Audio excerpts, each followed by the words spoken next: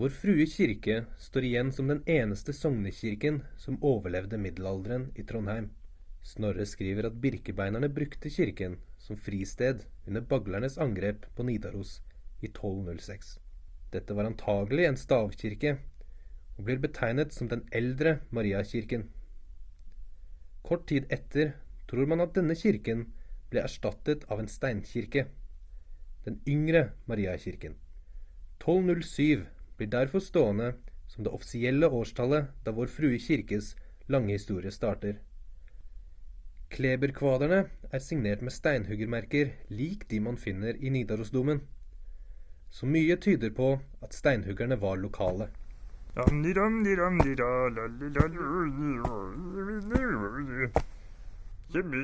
Banket og slår og bank og bank og bank. Oi, kikke. Ja, det bygde kikke. Det bygde stor og fin kikke. Koret og sørsiden av kirken er av finmurt kleberstein. Det er også de 2 nederste meterne i nordveggen. Resten av veggen er murt i gråstein. Dette kan skyldes dårlig økonomi eller mangel på kleberstein.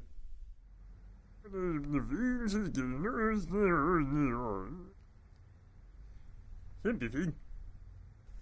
Taket var trolig laget av trespon, av samme type som vi finner på stavkirker. Midt på sørveggen i skipet finner vi under et av vinduene en tympanonstein innfelt i veggen. Steinen er i dag for forvittret til å kunne si noe om hvordan den har sett ut, men vi har her illustrert den med et Maria-motiv. Steinen har utvilsomt vært av stor betydning, siden den hadde en beskyttende steinbue og var utsmykket med et konge- og dronninghode på hver sin side. I 1531 ble Vår Frue kirke lagt i ruiner i den store bybrannen. Vi må komme oss bort, og det brenner, nei. Vår Frue kirke fikk sannsynligvis samme utseende og form som den tidligere hadde. I 1598 brenner Vår Frue kirke igjen. Ja, nei, han brenner, nei, nei.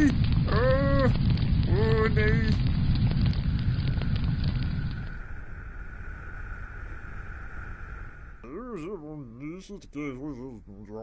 Jeg har bygd ny kirke, det var ny og fin kirke, jeg har bygd den opp igjen. Ja, det var kjempefin.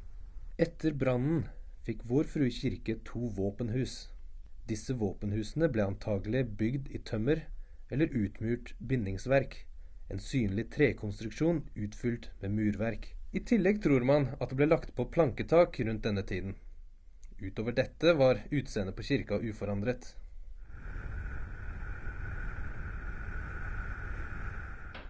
I 1640 ble det bygd et tårn som ble plassert på vestenden av skipet. Tårnet var sannsynligvis bygd i utmurt bindingsverk, mens første etasje var muligens bygd i mur.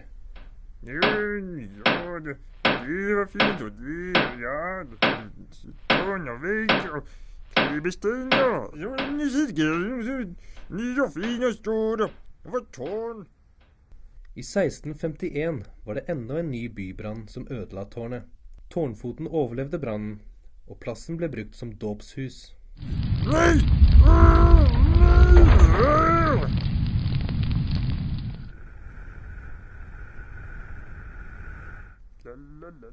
Og jeg må gå inn i kirka, ja.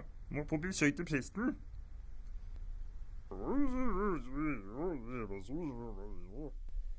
Taket ble tekket med topp moderne glaserte takstein, og fikk en takrytter med en liten klokke. Taket ble imidlertid fornyet allerede etter 10 år på grunn av store lekkasjeproblemer.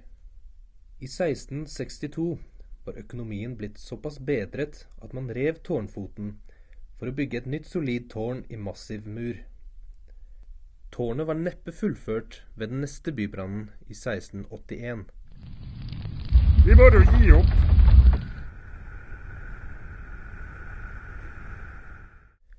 Da ble gatenettet helt omregulert etter en byplan utarbeidet av generalmajor Cicignon.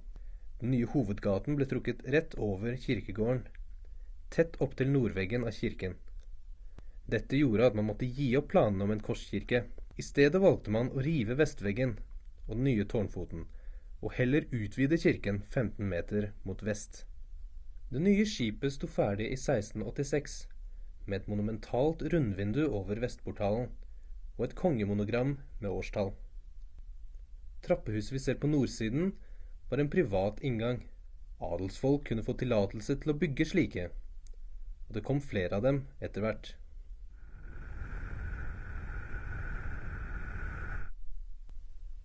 I 1705 var økonomien igjen så god at man kunne bygge et nytt tårn. Dette ble plassert over taket på vestskipet. I 1706 ble det toppet med en høy tårnhjelm, dekket av kobberplater. I 1708 brenner Vår Frue kirke for siste gang. Helvete slitsom! I 1739 begynte byggingen av et stort og massivt tårn utenfor vestenden av skipet. Det ble bygget flere nye private innganger, som vi kan se her. Heldigvis for Vår Frue kirke var dette den siste brannen kirken har opplevd. Derfor er mye av kirken fra den gang bevart i dag. Takk for meg, og ha det bra. Kom igjen, men ikke ta med fyrstikka.